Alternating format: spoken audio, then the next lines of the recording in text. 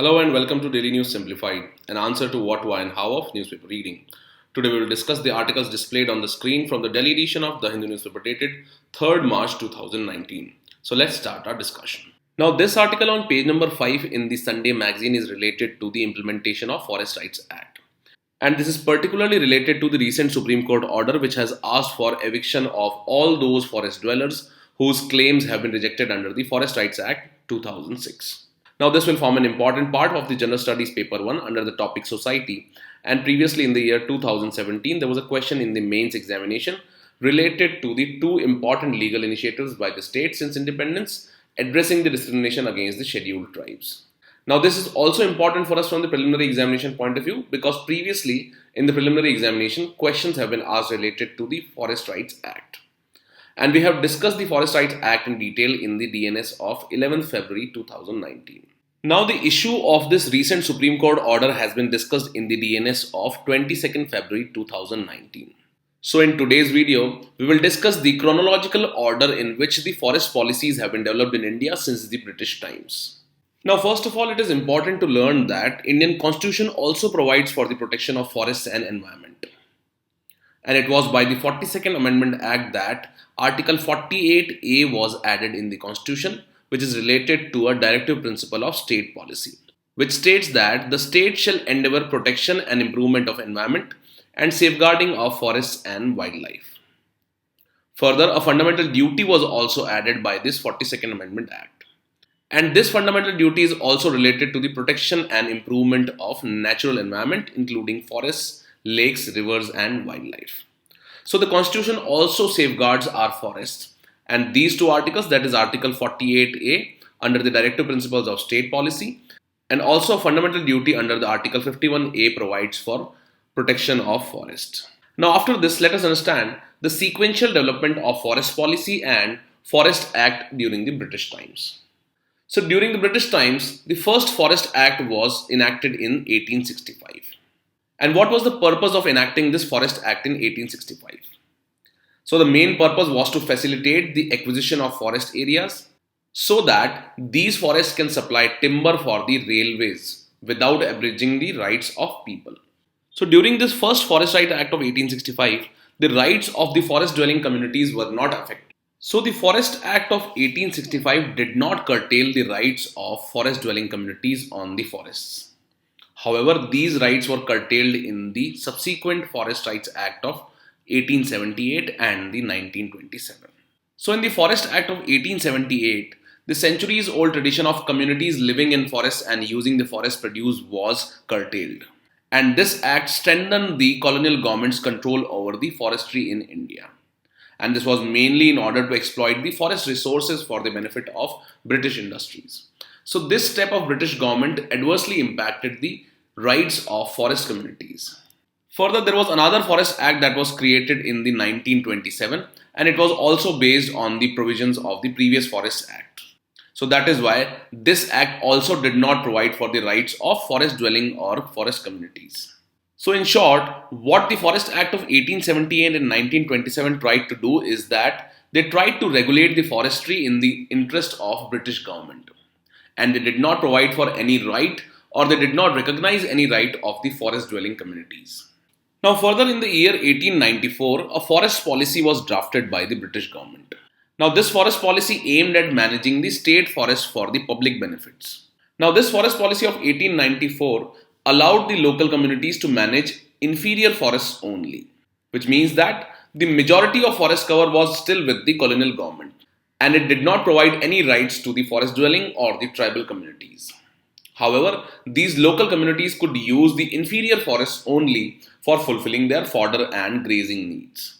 Now, post-independence, another forest policy was drafted in the year 1952.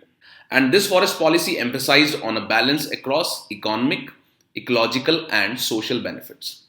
However, even after independence, this forest policy continued with a centralized management of forests and did not recognize any rights of the local communities or the forest dwelling communities. However, it was only in the year 1988 when another national forest policy was created. And this forest policy underscored the community participation in the protection and development of forests. And it was under this policy that the role of tribal communities in the forest management and their rights were recognized for the first time. However, even under this policy, outright rights were not provided to the tribal communities or the forest dwelling communities, and they were provided with only minor rights. So it was only in the Forest Right Act of 2006 that the rights of the traditional forest dwelling communities and the scheduled tribes were recognized outrightly by the government. And as we have learned in the DNS of 11th February 2019, the Forest Right Act recognizes the claims of tribals on the forest resources and ownership on the land. And legal recognition has been provided to the rights of tribals and other forest dwelling communities. And under this, various rights have been recognized, and these include the title rights as to how the land will be owned by these forest dwelling communities, how they can use the forest produce. Further, they have been provided with relief and developmental rights, and also they have been provided rights for forest management. So it was only in the Forest Right Act 2006 that the rights of the tribal communities and the forest dwelling communities were recognized for the first time. To further understand the various aspects of Forest Right Act in detail, you should go through this DNS video of 11th February 2019. Now, after going through this discussion, you should try and answer this question from your preliminary examination point of view. The answer for this question will be displayed after 5 seconds. So here the question reads that the provisions related to the forest conservation have been provided in which of the following parts of Indian Constitution? And the options provided are that the Part 3, Part 4 and Part 4A. Now here you should note that the Part 3 is related to the fundamental rights, and the fundamental rights do not have any provision related to the forest conservation. So this is an incorrect aspect.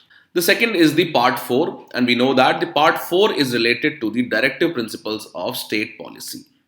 And we know that by the 42nd Amendment Act of 1976, a provision under the Article 48A was added for the forest conservation in the directive principles of state policy.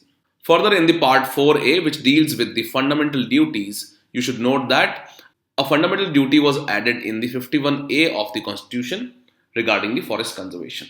So the correct answer that comes out is C, that is only 2 and 3 are correct. And with this, let us move on to the next article. This article on page number 3 is related to the government's or the Cabinet Committee on Economic Affairs decision to provide soft loan to the sugar mill owners in order to clear the sugarcane dues for the farmers. Now this will form a part of the General Studies paper 3 under the topic Economic Development. So here you should note that the sugarcane industry is facing serious liquidity crisis in the present times. And to do away with this situation, the government has taken various steps in providing or improving the liquidity for the sugar mill owners. So in this article, let us try to understand what are the reasons for this liquidity crisis in the sugarcane industry. And secondly, let us have a look at the steps taken by the government to improve the liquidity situation for the sugar mills. Now, regarding this liquidity crisis in the sugarcane industry, you should note that the sugarcane farmers sell their product to the sugarcane mill owners. And these mill owners have to pay a fair and remunerative price to the sugarcane farmers. Now, however, there has been a liquidity crisis in this sugarcane industry, and due to this, the mill owners have not been able to pay back the fair and remunerative prices to the farmers. Now, let us look at what are the reasons for this liquidity crisis. So here you should note that there is a demand and supply mismatch in the sugarcane industry. Now, regarding the demand of sugar, you should note that although the demand of sugar is increasing, the growth rate of demand is decelerating in the present times. And why is this growth rate of demand of sugar is decreasing? Because various alternatives that are available. For example, alternative sweeteners. Also, there has been an increasing health consciousness, and due to this, the global demand for sugar has been decreasing in the present times.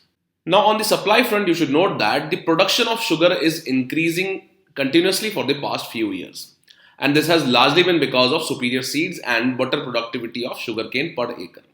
So in this regard, you should note that the sugar production in India has increased from 24.8 million tons in 2015-16 to around 32.25 million tons in 17 and 18. And it is expected to further increase in the year 2018 and 19. Now, although this production has been increasing, the demand has remained stagnant. As you can see that the demand is around 25 million tons only. So due to the overproduction and stagnant demand, there has been a demand-supply mismatch in the sugarcane industry. Now, as the demand is not increasing and the supply is increasing, the profitability of the sugar mill owners is being impacted adversely. And this is one of the important reasons why the sugar mill owners have not been able to pay the arrears to the sugarcane farmers. Now, further, you should note that the revenue of sugar manufacturers depend on the price of sugar, and besides sugar, this revenue also depends on three other products in the sugarcane industry. And these products are the molasses, the bagasse, and the press mud. Now, regarding molasses, you should note that it is used in ethanol production. And we know that this ethanol is used in ethanol blending in diesel. Secondly, the bagasse is used in the paper and pulp industry. Further, the pressed mud is used as manure by the farmers. However, here you should note that the revenue generated by the selling of these three products is very low as compared to the selling of sugar. For example, ethanol contributes only 10 to 15% in the total revenue generated by these mills.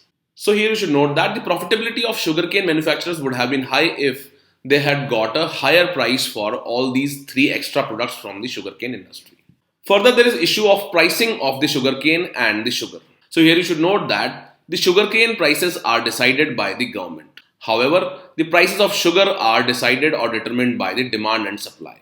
Now, although the sugarcane prices are decided by the government does not buy this sugarcane from the farmers. And this arrangement is different from the minimum support price in which the government itself procures the products from the farmers. For example, under the minimum support price, the government procures rice and wheat from the farmers directly. However, in case of sugarcane, you should note that the government does not procure any sugarcane directly. Now, as the government is not directly buying the sugarcane from the farmers, they sell this product to the sugar mill owners. However, as the sugar prices are determined by the market's demand and supply, and we know that the sugar prices have not been increasing and the profitability of the mill owners have been affected adversely. And due to this, the mill owners have not been able to pay a remunerative price to the farmers. So here you should note that the sugarcane prices generally move in upward direction because it is a political matter as well. So government always tries to increase the sugarcane prices. However, the price of sugar does not increase commensurately.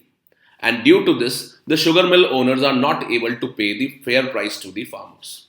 So it is in this line that the Rangarajan Committee in 2012 had proposed the decontrolling of the sugar industry and linking of the sugarcane prices with the market price of sugar, so that this structural imbalance of sugarcane prices being decided by the government and the sugar prices being determined by the market can be corrected. So now, what are the steps that have been taken by the government to improve the liquidity condition for the sugar mills? So in this line, the government has increased the minimum selling price of white sugar from rupees 29 per kg to rupees 31 per kg. Further, the government has allocated mill-wise minimum indicative export quota of 50 lakh tons, which means that a minimum quota has been provided for the mill owners for their export of sugar. And as we know that there has been a mismatch in the demand and supply in the domestic industry, that is why the export is being promoted. Further, the government has extended assistance to the sugar mills at the rate of rupees 13.88 per quintal for the sugar season. And the government has also extended the assistance for other factors in the sugarcane production. And these include internal transport, freight, handling, etc. Further, the government has also provided soft loans to the sugar mill owners.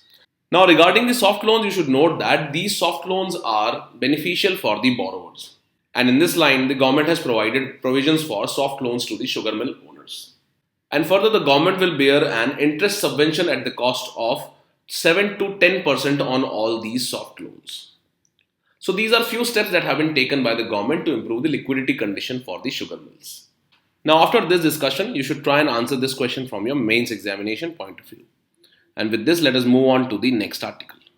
Now, this article on page number 14 talks about the UN Security Council's blacklisting of Osama bin Laden's son.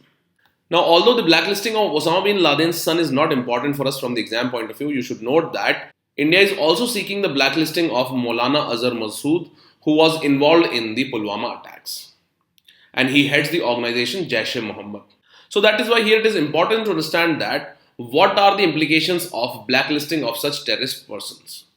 So let us look at the implications of blacklisting of a person by the UN Security Council.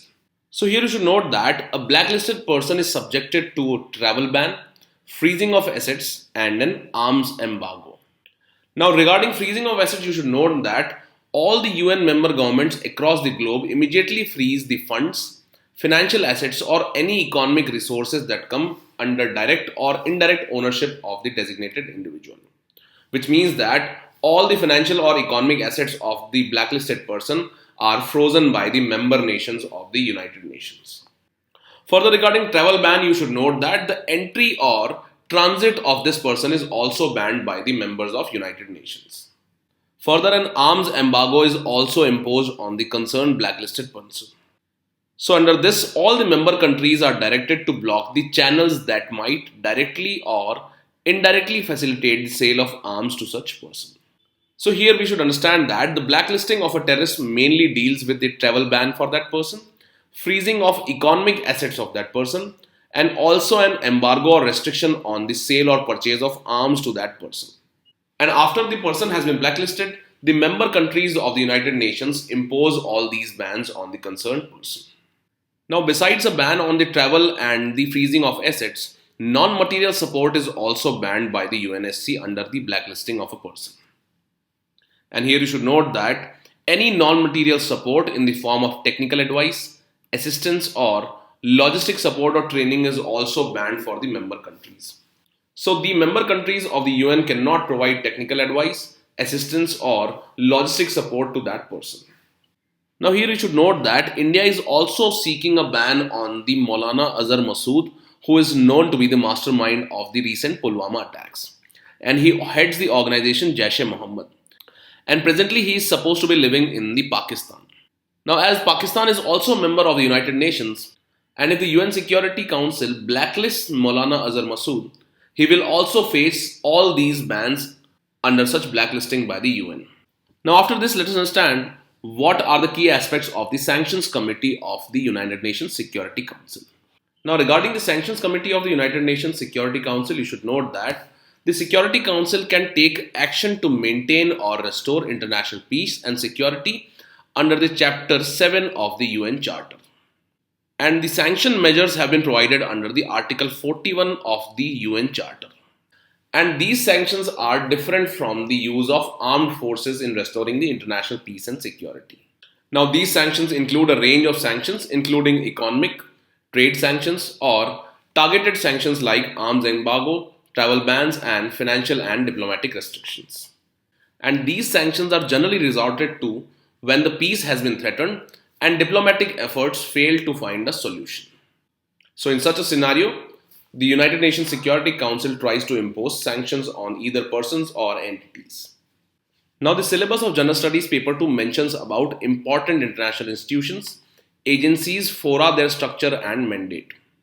And in this line, in the year 2017, a question was asked related to the UN Economic and Social Council or the ECOSOC.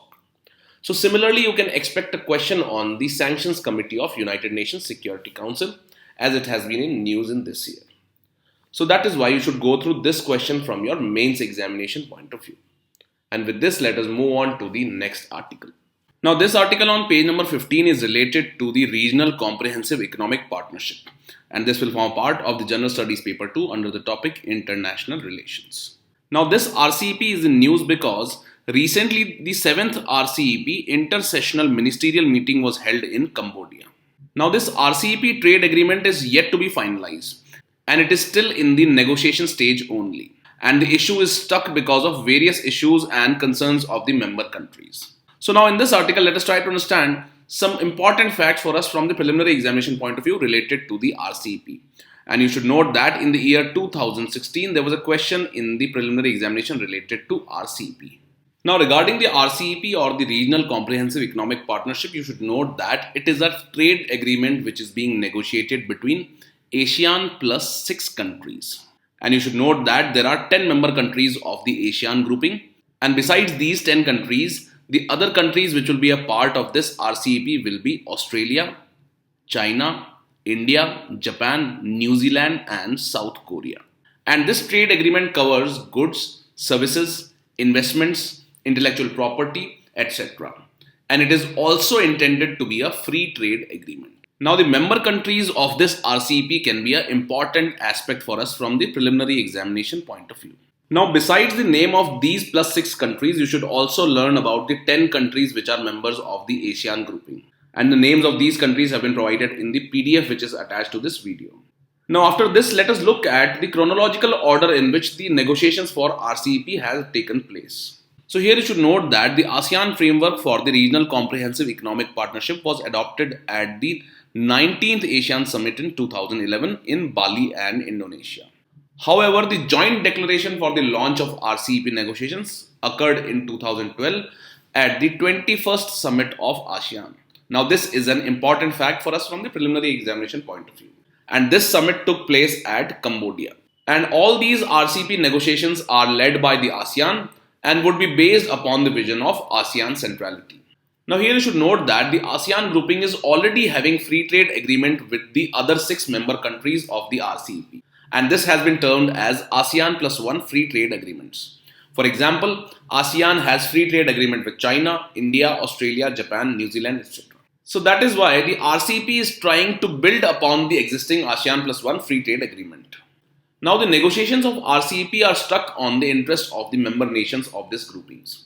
For example, India has negotiated for the liberalization of service sector because we know that India has an advantage in the service sector.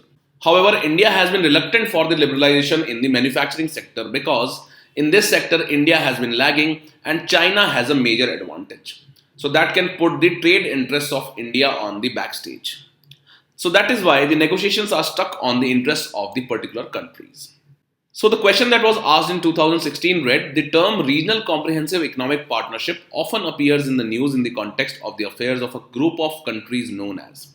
And we know that the RCEP negotiations are envisioned on the basis of ASEAN centrality. And that is why B is the correct option. Now, after going through this discussion, you should try and answer this question from your preliminary examination point of view. The answer for this will be displayed after 5 seconds.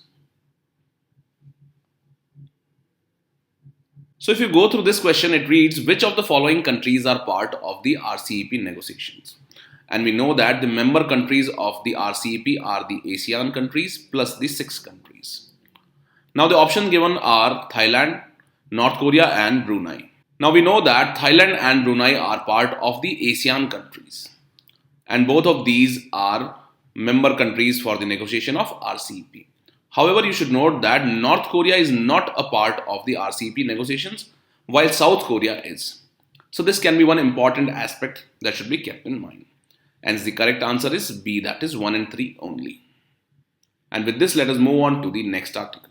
Now this article has been taken from the page number 8 of the Sunday magazine, and it is related to the Theyyam art form of Kerala. So this is an important topic for us from the preliminary examination point of view under the topic History of India and especially under the Indian heritage and culture. Now previously in the year 2014 in the prelims examination, a question was asked related to the Kalariya Pattu, and it is an ancient martial art and a living tradition in some parts of southern India and particularly in Kerala. So that is why knowing about Theyyam art becomes important for us from the preliminary examination point of view. So let us look at some key facts related to this art form. So about Theyyam art form, you should note that it is a popular ritual art form in the Kolathu Nadu in Kerala. And in this art form, the deities are summoned by the person who is performing this. So it is important to note that it is only performed by men, and the word Theyyam is derived from Sanskrit word Devam, which means God's dance.